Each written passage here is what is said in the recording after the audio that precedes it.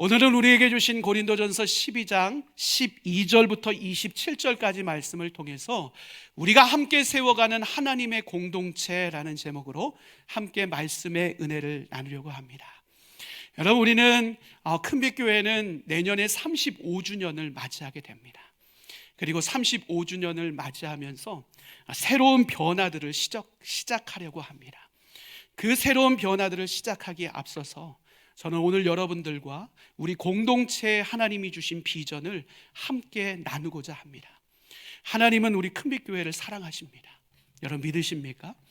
하나님께서 큰빛교회를 사랑하심으로 그 사랑으로 큰빛교회를 여기까지 인도하여 주셨습니다.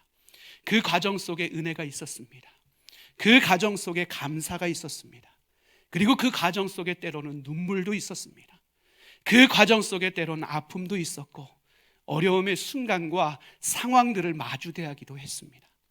그럼에도 불구하고 하나님의 전적인 은혜의 손길이 우리 공동체를 붙들어 주심으로 말미암아 이렇게 모든 우여곡절을 딛고 믿음으로 잘 성장하고 있습니다. 이것이 우리 공동체에 주신 하나님의 은혜요, 감사의 제목들입니다. 그런데 오늘 우리는 그 하나님의 사랑과 은혜와 뜻 앞에 새로운 출발을 향한 새로운 발걸음을 한 발짝 내디디려고 합니다.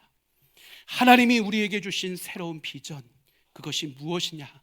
바로 사랑으로 소문난 교회입니다. 그리고 그 사랑으로 소문난 교회의 핵심은 하나님 사랑, 이웃 사랑입니다.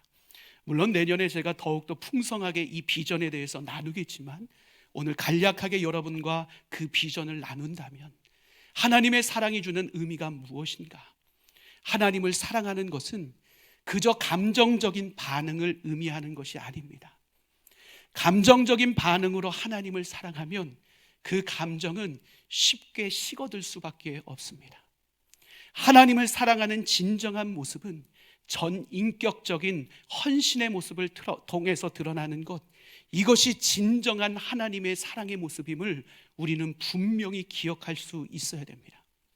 나의 마음과 생각, 나의 모든 삶의 영역과 순간들과 상황들 속에서 하나님을 최고의 우선순위에 두고 그분만을 경배하고 그분만을 섬기는 삶을 살아가는 것, 여러분 이것이 진정 하나님을 사랑하는 성도의 모습임을 우리는 분명히 기억해야 됩니다. 여러분, 이 사랑이 우리 안에 경험되어지고 알게 되어지고 깨달아지기 시작할 때 우리의 삶에 그 하나님의 사랑으로 말미암은 참 변화의 역사가 일어날 수 있고 우리 안에 하나님이 원하시는 거룩함의 선한 영향력이 이 땅 가운데 드러날 수 있음을 우리는 분명히 기억해야 됩니다. 만약 이와 같이 하나님의 사랑으로 충만한 성도들이 하나님의 교회 공동체를 세운다면 어떤 변화의 역사가 일어날까요? 그 교회 공동체는 형식만 남는 공동체가 아니라 힘을 잃은 공동체가 아니라 하나님의 사랑의 깊이와 넓이가 더해짐으로 말미암아 날마다 영적으로 살아있는 공동체, 영적으로 성장하는 공동체, 영적으로 이 땅 가운데 선한 영향력을 발휘하는 공동체로 더욱더 건강하고 아름답게 세워지게 될 것입니다. 사랑하는 성도 여러분, 우리 큰빛교회 공동체가 그렇게 하나님을 사랑하는 공동체가 될 수 있도록 기도해 주시기를 바랍니다. 그리고 우리 큰빛교회 모든 성도들이 하나님을 사랑하는 성도들이 됨으로 말미암아 이 땅 가운데 선한 영향력을 드러내는 우리 큰빛교회와 성도님들의 삶이 될 수 있기를 주님의 이름으로 간절히 축원합니다. 그렇다면 이웃사랑의 의미는 무엇일까요? 단순히 돌아봄과 친절의 의미 이상을 갖고 있는 것이 이웃사랑의 의미입니다.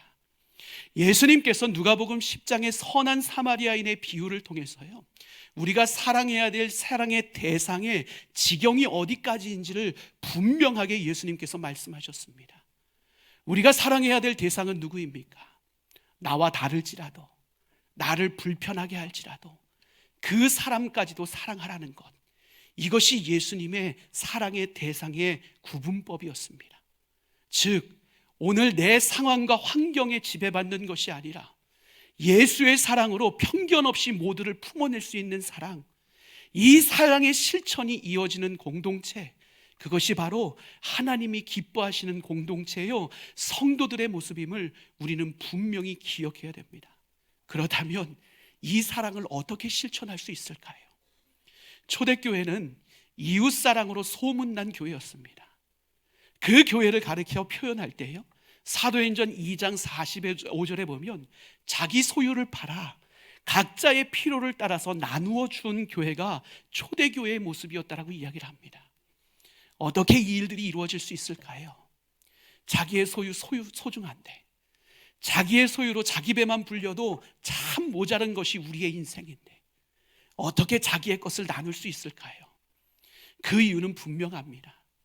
나에게 주어진 모든 것이 하나님의 은혜임을 인정하기 때문에 그렇습니다. 나에게 주어진 모든 것이 하나님의 은혜이기에 그 하나님의 은혜를 예수의 사랑의 마음으로, 헌신적 사랑으로 표현했던 것, 그것이 바로 초대교회 성도들의 모습이었습니다. 그것이 공동체 안에도 기쁨이 되었고, 주변 모든 이웃들에게도 감동이 되었고, 세상 가운데 빛과 소금의 역할, 착한 행실을 감당하는 영향력 있는 교회로 초대교회를 은혜 가운데 세워냈습니다. 저는 어제 우리 성도님들의 모습을 보면서 한 가지 소망의 모습, 이웃사랑에 대한 소망의 모습을 발견했습니다. 어제 우리 성도님들 몇 분이요, 한 공동체를 이루었는데요, 그 공동체가 하는 사역은 다른 게 아니에요.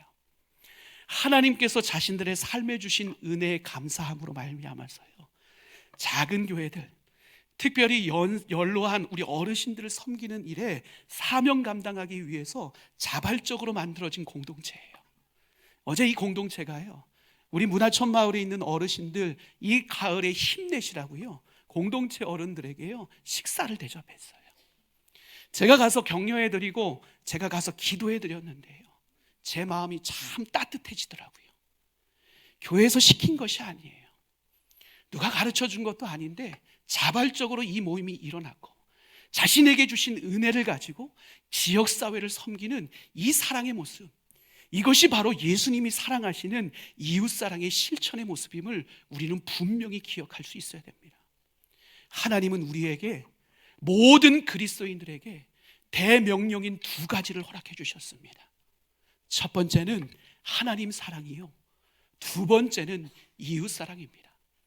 여러분, 이 두 가지 대명령의 핵심 가치가 우리 교회의 중심을 이룰 때, 우리 교회는 보다 빛과 소금의 역할을 잘 감당하며 착한 행실과 거룩한 삶을 살아감으로 말미암아 이 땅 가운데 보다 선한 영향력을 드러내는 하나님 사랑, 이웃 사랑의 사랑으로 소문난 공동체로 은혜 가운데 든든히 세워지게 될 것입니다.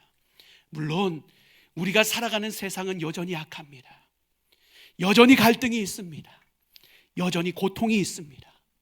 그럼에도 불구하고 하나님이 주신 넉넉한 사랑으로 우리가 하나되어 하나님을 섬기며 이웃을 섬길 때 이 땅 가운데 그 사랑이 이 땅을 변화시키는 엄청난 힘으로 우리 가운데 작용될 것을 기대함으로 이 비전을 향해 함께 나아갈 수 있는 우리 공동체가 될 수 있기를 주님의 이름으로 축복합니다.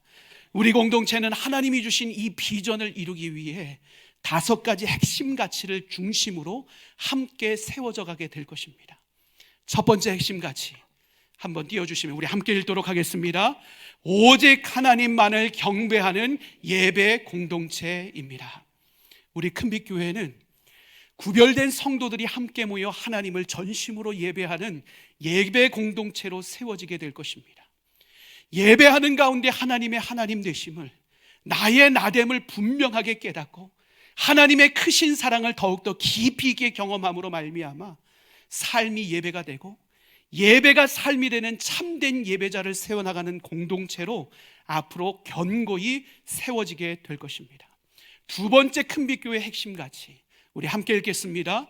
예수님의 제자를 훈련하여 세우는 양육 공동체입니다. 큰빛교회는 우리의 신앙과 삶에 하나님의 진리의 말씀만이 유일한 기준임을 인정하고 그 말씀 속에서 삶의 적용점을 찾아가는 훈련하는 공동체로 세워지게 될 것입니다. 그 예수님의 마음과 모습을 본받아서 나는 철저히 죽어지고 자기 십자가를 짊어지고 예수를 끝까지 따를 수 있는 예수의 참된 제자를 세우는 공동체, 그와 같이 훈련하고 양육하는 공동체로 큰빛교회는 앞으로 세워지게 될 것입니다. 세 번째 핵심 가치, 우리 함께 읽겠습니다. 이 시대에 필요한 영적 리더를 준비하는 다음 세대 공동체입니다. 큰빛교회 공동체는 이 세상을 사랑하는 것이 아니라 하나님의 선하시고 기뻐하시고 온전하신 뜻을 분별하며 그것이 자신의 사명임을 고백하는 하나님 나라 중심, 교회 중심의 다음 세대 영적 지도자들을 세워나가는 일에 최선을 다하는 공동체가 될 것입니다. 그래서 어제보다는 오늘, 오늘보다는 미래, 지금 세대보다 다음 세대를 세워나가는 일에 더욱더 목숨 걸고 헌신함으로 말미암아서 이 땅에 하나님의 나라가 계속해서 세워나갈 수 있도록 비전 공동체로 앞으로 든든하게 세워져 가게 될 것입니다. 네 번째 우리 교회 핵심 가치 함께 읽겠습니다. 가정과 목장이 행복한 사랑 공동체입니다. 큰빛교회 공동체는 예수 안에서 구원받은 성도들의 모임입니다.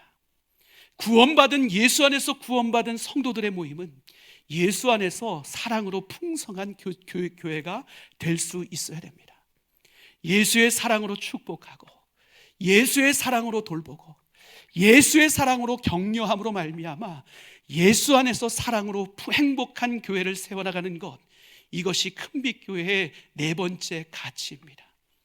이 사역을 통해서 가정이 회복되어지고 목장이 끈끈해지고 소그룹 공동체가 다시 회복되어지고 세워짐으로 말미암아 전체 대그룹 공동체의 몸도 더욱더 건강하게 세워지는 공동체, 이와 같은 공동체가 큰빛교회 모습으로 앞으로 세워져 가게 될 모습입니다. 마지막 다섯 번째 사명, 같이 우리 함께 읽어보도록 하겠습니다. 복음으로 세상과 이웃을 섬기는 선교 공동체입니다. 여러분, 큰빛교회는요, 하나님 나라를 이 땅 가운데 세워나가도록 부르심을 받은 공동체입니다. 그런데 부르심을 받은 공동체로 머물러 있는 것이 아니라 그 사명을 감당함으로 보내심을 받은 공동체가 큰빛교회 공동체라는 사실을 우리는 분명히 인식할 수 있어야 됩니다. 그러기에 큰빛교회는 앞으로도 선교지와의 아름다운 소통과 협력을 통해 끊임없이 하나님의 선교를 함께 감당하는 교회로 세워지게 될 것입니다. 지역사회의 피로들을 돌보고 그리고 그들을 복음 안에서 사랑으로 섬김으로 말미암아 전도와 선교의 열매를 맺는 복음이 능력이 되는 교회로 우리 큰빛교회는 앞으로도 선교 공동체로 아름답게 세워져 가게 될 것입니다. 여러분, 이것이 큰빛교회에 허락해 주신 다섯 가지 핵심 가치입니다. 앞에서 이야기했던 것처럼 제가 새해를 시작하면서 이 비전과 핵심 가치 하나하나를 우리 성도님들과 함께 나누며 우리 교회 공동체를 세워나갈 것입니다. 그런데 이 비전과 핵심 가치를 나누기 이전에 먼저 우리가 준비해야 될 것이 있습니다. 그것이 무엇인가? 바로 우리 공동체의 몸의 체질 개선을 먼저 준비해야 됩니다. 우리는 우리의 몸의 건강을 위해서요, 체질 개선을 위해 노력합니다. 운동을 합니다. 여러 가지 노력들을 기울입니다. 건강하여 이 땅을 행복하게 살아가기 위함이 목적입니다. 하나님은 우리 공동체 가운데도 비전과 목표를 허락해 주셨습니다. 그리고 우리 공동체 가운데 모든 성도들이 함께 연합함으로 이 비전을 이 땅 가운데 이뤄내기를 누구보다도 원하십니다. 그렇다면 우리 공동체는 이와 같은 하나님의 비전과 가치를 이 땅 가운데 이뤄내기 위해서 우리의 몸을 건강하게 체질 개선하는 노력들을 기울여야 될 것입니다. 왜요? 그것이 한 몸으로서의 기능을 제대로 발휘할 수 있는 힘과 능력이 되기 때문에 그렇습니다. 참으로 안타까운 현대교회의 문제가 무엇입니까? 소수의 열심 있는 헌신자들로 말미암아 교회가 운영되고 있는 것이 한국교회의 현실적인 문제입니다. 대부분 교회론을 주장하는 신학자들이요, 한국교회 내에 80%의 성도들은 벤치워머들, 그냥 아무것도 사역을 감당하지 않고 예배만 드리는 성도들로 머물러 있고 20%의 헌신자들로 교회가 운영되고 있다는 안타까운 결과들을 제시하고 있습니다. 심지어는 어떤 교회는요, 분명하게 어떤 목회자와 당회라는 리더십 안에서만 비전과 목표가 공유되어지고 모든 성도들을 이 비전과 목표가 우리가 정했으니 그냥 따라오라는 그와 같은 강압적인 구조 속에서 교회가 이루어지고 있는 것이 한국교회의 현실의 모습임을 우리는 발견하게 됩니다. 여러분, 이와 같은 상황, 이와 같은 구조가 한국교회 가운데 계속해서 반복되어진다면 어떤 현상이 일어날까요? 소수의 앞선 사람들은 열정적인 모습을 가지고 교회를 이끌어갈다고 할지라도요, 다수의 성도들은 수동적인 관람자의 위치에 머물 수밖에 없는 것이 한국교회의 현실이 될 수밖에 없습니다. 다수의 성도들이 수동적인 관람자가 되어버리면 어떻게 될까요? 교회는 더 이상 몸으로서의 기능을 발휘할 수 없습니다. 교회가 몸으로서의 기능을 발휘하지 못한다면 어떤 일들이 발생할까요? 교회는 더 이상 영향력 있는 사명들을 기쁨으로 그리고 힘있게 감당할 수 없게 된다는 사실입니다.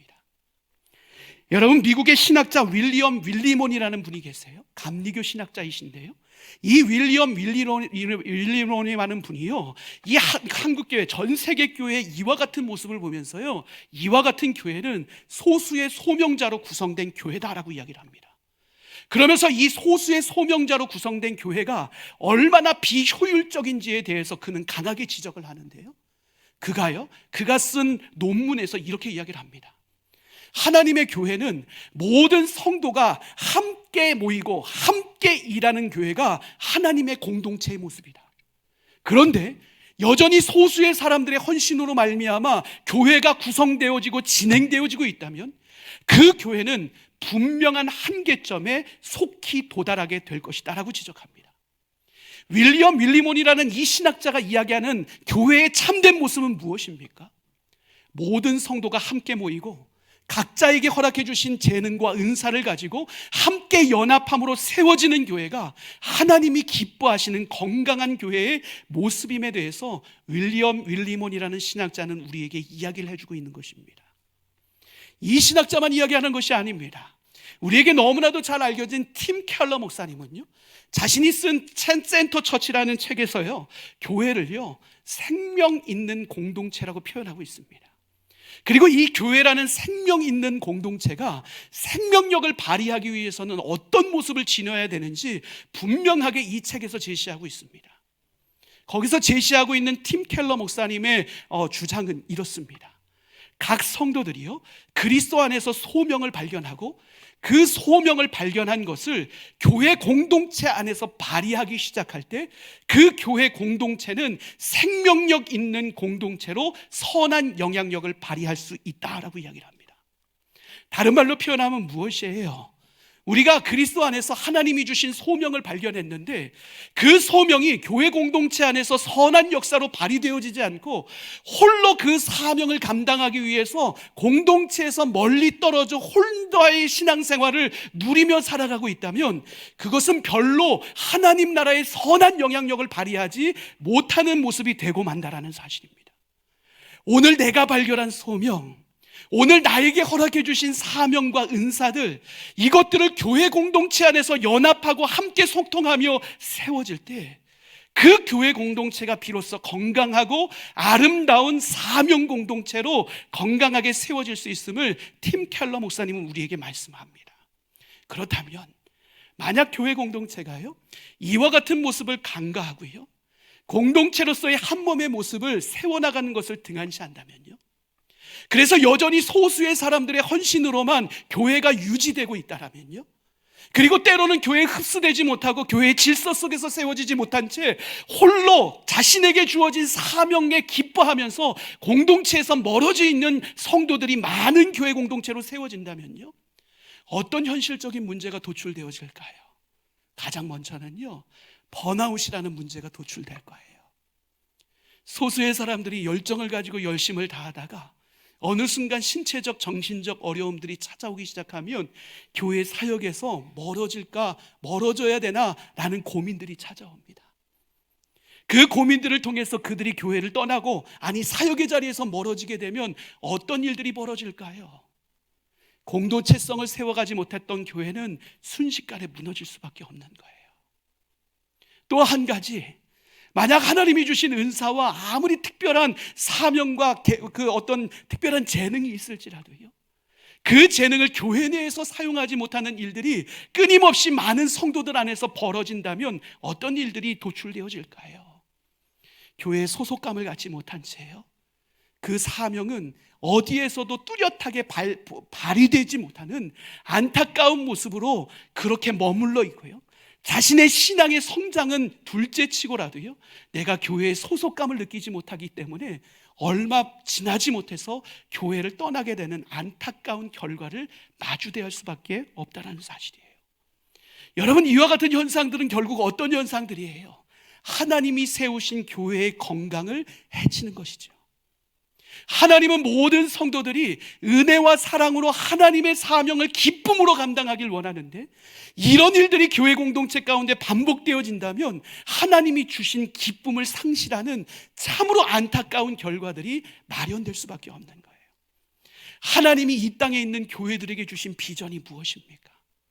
하나님이 이 땅에 있는 교회들에게 주신 비전은 소수의 헌신자들로 세워지는 교회가 아니라 모두가 하나됨을 이루고 한 몸으로 영향력을 발휘하는 비전을 이 땅에 있는 모든 교회들에게 허락해 주셨음을 우리는 분명히 기억해야 됩니다.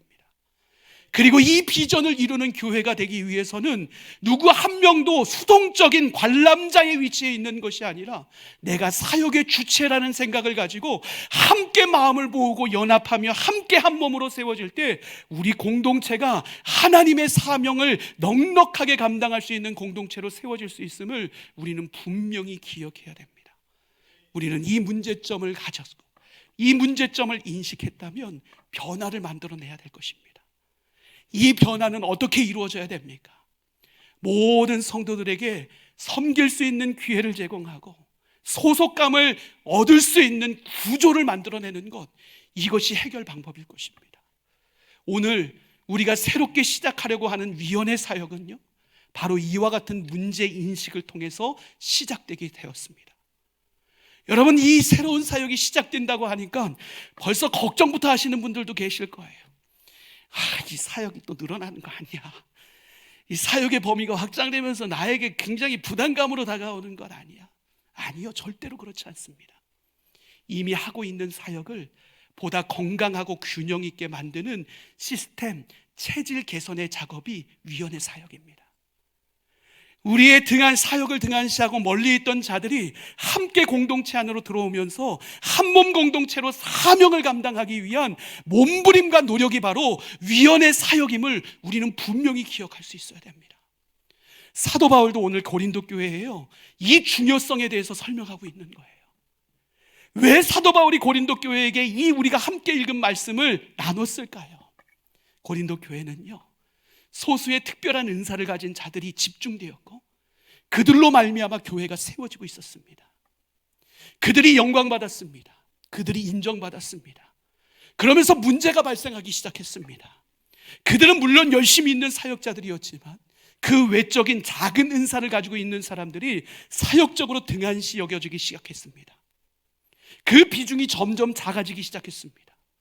교회에 흡수되어지지 못하고 교회로의 몸으로서 세워지지 못하는 안타까운 일들이 벌어지기 시작했습니다.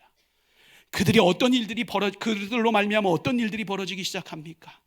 분열과 갈등이 교회 내에서 끊임없이 이루어지고 있었던 것을 우리는 고린도 교회의 역사를 통해서 확인하게 됩니다. 사도 바울은 이 문제를 풀어내기를 원했습니다. 무엇이 방법일까? 그리고 무엇으로 설명할 때 저들이 바른 인식을 가질 수 있을까 고민했습니다. 그리고 오늘 사도 바울이 제시하고 있는 것이 무엇입니까? 몸으로서의 공동체요, 각 기능들이 그 안에는 있다라는 사실을 전하고 있는 것을 보게 됩니다. 그 몸의 기능이 각기 다르듯이 우리 몸에도 우리 몸의 각자의 개성들이 각기 다른 모습으로 드러나며 한 몸을 이루고 있듯이 우리 안에 있는 개인적인 은사들을 다름을 존중하며 때로는 함께 연합함으로 말미암아 한 몸을 이룰 때 그 공동체가 건강한 공동체로 세워질 수 있음을 사도 바울은 고린도 교회에 전하고 있습니다. 여러분, 오늘 사도 바울이 전하고 있는 대로 우리 몸을 기억해 보시길 바랍니다. 우리의 몸에는 다양한 기능들이 있습니다. 기관들이 있습니다. 그리고 그 기관들은요, 각자의 개성에 따라서 자기의 역할을 충실하게 감당함으로 우리 몸을 세워가고 있습니다. 얼굴만 봐도요, 입과 눈과 귀와 코가 있습니다. 우리의 몸 전체를 보면 어떻습니까? 심장과 위와 간과 콩팥과 소장과 대장과 손과 발과 여러 가지 기관들이 있습니다. 그 기관들이 개성 있게 자기의 역할을 감당하고 있습니다. 여기서 중요한 것이 무엇입니까? 단 하나의 기관도 쉬지 않고 있다는 것입니다. 그 기관을 쉴 새 없이 움직이므로 말미암아 그 몸을 건강하게 세워나가고 있는 것이 각 기관들의 역할입니다. 여러분, 이와 같은 기관들에 하나의 문제가 생기기 시작하면, 그 기관들이 움직임이 중단되어지기 시작하면요, 그 몸은 크나큰 질병으로 어려움을 겪게 되는 것입니다. 하나님의 교회도 그렇습니다. 하나님은 우리를 한 몸으로 부르셨습니다. 그리고 우리 모두에게 그 한 몸을 이루라고 각자의 은사와 기능과 사명을 맡겨주셨습니다. 그러기에 교회 공동체에는요, 불필요한 사람이 아무도 없습니다. 물러서 있을 사람이 아무도 없는 것입니다. 쉬고 있어야 될 사람이 아무도 없는 것입니다. 교회 공동체는 하나님이 우리에게 맡겨주신 사명대로 각자의 은사를 발휘하며 함께 연합하며 한 몸 공동체를 이룰 때 건강한 공동체로 세워질 수 있음을 우리는 분명히 잊지 말고 기억할 수 있어야 됩니다. 그러기에 본해퍼 목사님은요, 신도의 공동생활이라는 책에서요, 우리에게 이렇게 이야기를 합니다. 교회는 친목 공동체가 아니다. 교회는 서로의 필요를 인정하고 서로를 위해 헌신할 줄 아는 진정한 나눔이 있는 곳이 교회 공동체가 되어야 한다. 보네퍼 목사님은 우리에게 이렇게 이야기를 합니다. 서로의 필요를 인정하고 하나님의 공동체 안에서 서로의 필요를 함께 세워나가기 위해 그 열심을 다하는 헌신과 열정의 진정한 사명의 나눔을 통해서 교회는 아름답고 건강한 공동체로 세워져 갈 수 있다는 사실입니다. 우리 큰빛교회 위원회 사역의 핵심이 바로 여기 있습니다. 우리 큰빛교회 위원회 사역의 핵심은 바로 각자의 은사들을 통해서 그 위원회들을 세우고 그 위원회들이 서로의 아름다운 소통과 연합을 통해서 한 비전과 목표를 향해 집중력 있는 사명을 감당하기 위해 세워나가는 사역이 바로 큰빛교회 위원회 사역입니다. 이 사역에서 중요한 것이 무엇인 줄 아십니까? 여러분의 목소리와 여러분의 참여입니다. 여러분, 그동안 큰빛교회 구조는 어땠습니까? 큰빛교회 구조는요, 당회에서 결의한 것이 교회의 일방적인 방향성으로 결정되어졌고, 그것이 성도들과의 어떤 충분한 공감대를 이루지 못한 상황 속에서도 사역이 진행되어졌던 경우가 참 많이 있었습니다. 하지만 이제는 그 체질을 개선하는 것입니다. 각자의 은사를 가지고 있는 사람들이 위원회로 흩어지고 그 위원회 속에서 이 위원회를 어떻게, 우리 몸을 어떻게 하면 발전적으로 세워나갈 수 있을까 고민하고 서로 토론하고 소통하고 발전적인 방향성을 제시함으로 말미암아서요, 그것이 이제는 역으로 당회의 고민거리가 되고 함께 당회 안에서 소통함으로 말미암아 그 소통의 창구를 활짝 열어내는 체질 개선이 바로 위원회 사역임을 우리는 분명히 기억해야 됩니다. 여러분, 우리는 이 위원회 사역을 통해서요, 제가 나눠드린, 우리가 교회에서 나눠드린 속지를 보면요, 여러 가지 위원회 사역들을 구분해 놨습니다. 여러분, 이 위원회 사역들을 통해서요, 우리는 교회 내에 있는 자원들, 인원들, 또한 또 우리 교회의 재정들, 그리고 우리의 장소들, 이 모든 것을요, 보다 효율적으로 세워나가기 위해 노력할 것입니다. 뿐만 아니라 교회 내 문제가 위원회 안에서 속히 해결될 수 있도록 도울 것이고, 뿐만 아니라 우리가 사명을 감당하는 일에 있어서도 그 사명을 연합함으로 신속하게 소통하며 그 사명을 감당하는 공동체로 우리 교회 공동체가 세워지기를 노력할 것입니다.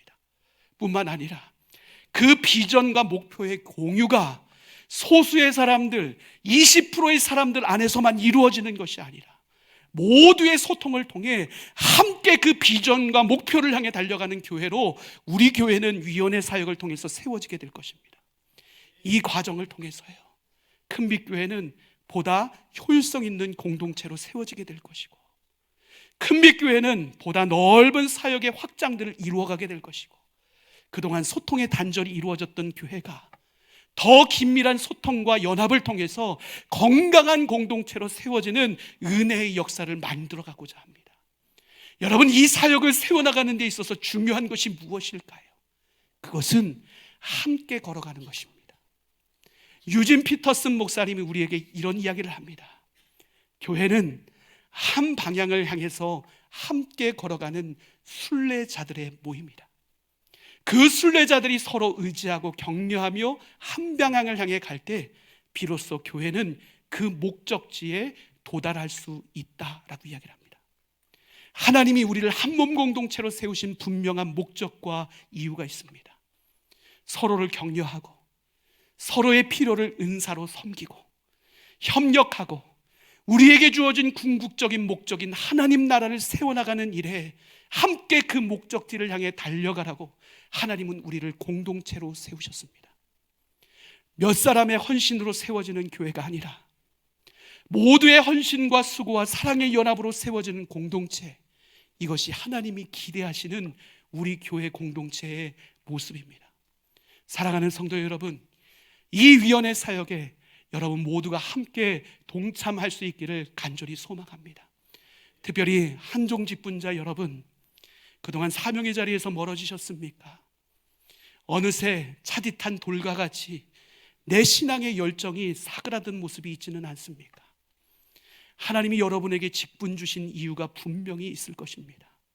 그 직분을 은혜로 감사함으로 위원회 사역을 통해서 발휘할 수 있는 여러분들 되시기를 바랍니다.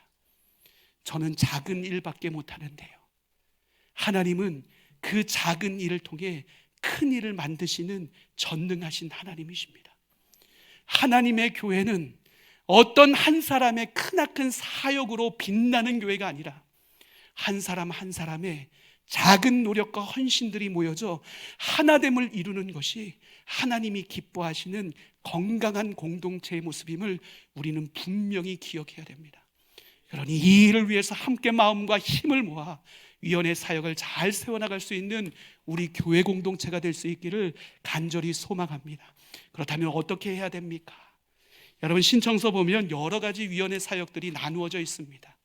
그리고 위원장님들이 이미 배치되어 있습니다. 어떤 위원장님은 벌써부터 위원회를 바르게 세워나가기 위해 여기저기 동분서주하며 노력하는 위원장님들도 계십니다. 여러분, 이제 우리는 신청하고 함께 마음을 모으기만 하면 됩니다. 여러분, 혹시 교회학교 교사로 섬기고 계십니까?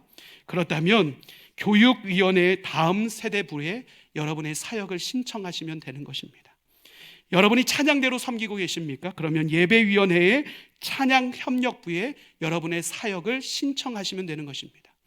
나는 두 가지로 중복으로 섬기고 있는데요, 그렇다면 제1지망에 교사와 목자를 같이 쓰시면 됩니다. 3지망까지 기록하실 수 있습니다. 그 이유는 한 곳에 모이면, 한 곳으로 몰리면 그 위원회 사역의 균형이 깨질 수밖에 없기 때문입니다. 부득이하게 2지망과 3지망에 선색된 위원회 사역으로 흩어질 수도 있다는 사실을 여러분 기억해 주시기를 바랍니다. 하지만 우리가 이 위원회 사역들을 통해서 교회의 각자의 역할들을 맡고 함께 세워질 때요, 우리 교회 공동체는 소수의 헌신이 아닌 모두의 헌신과 순종으로 더욱더 건강하게 세워지는 공동체가 될 것입니다. 여러분, 하나님이 우리 모두에게 주신 비전을 분명히 기억하십시오. 하나님이 세우신 교회는 한 몸 공동체입니다. 하나님이 세우신 한 몸 공동체는 각자의 은사가 연합되어질 때 이루어질 수 있는 몸이요, 그 사명을 감당할 때 빛나는 영향력 있는 공동체로 세워질 수 있다는 사실입니다. 이 하나님이 주신 비전을 우리의 가슴에 새기고 기도하고 결단함으로 말미암아 우리 공동체를 은혜 가운데 잘 세워나갈 수 있는 우리 복된 성도님들 되시기를 주님의 이름으로 간절히 축원합니다. 여러분, 이 신성서는 마지막 주일까지 제출하시면 되겠습니다. 꼭 결단하시고 기도하고 결단하셔서 함께 우리 몸을 세워나가고 하나님이 우리 공동체 가운데 하실 일을 기대할 수 있는 우리 모두가 될 수 있기를 주님의 이름으로 축복합니다.